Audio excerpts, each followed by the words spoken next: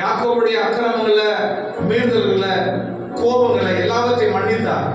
மன்னித்து இஸ்ரவேலை மாற்றி 2 பரிவாரத்தோட ஆசீர்வாதத்தினுடைய விசேஷமாய் அவரை நடத்தினார்.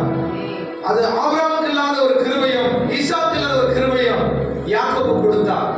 யாக்கோபு கொடுத்தது மட்டும் இல்லாம தன் பிள்ளைகள எப்படிலாம் ஆசீர்வதித்தார் அப்படியே கர்த்தர் அந்த சொன்னபடியே ஆசீர்வதித்தார்.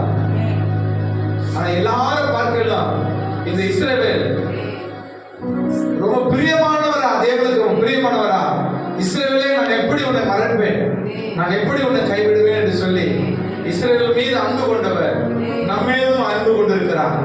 நம்மையும் நேசித்தார். நம்முடைய பாவ வாழ்க்கையில் வாழ்ந்த போது கர்த்தராகிய இயேசு கிறிஸ்து உங்களை மீட்டெடுத்து என்னையும் மீட்டெடுத்து பரிசுத்த வாழ்க்கைக்கு நேராக நடத்தி அற்புதமாய் மட்டுமா நடத்தி இருக்கிறாரே, மட்டுமா நடத்தி இருக்கிறாரே.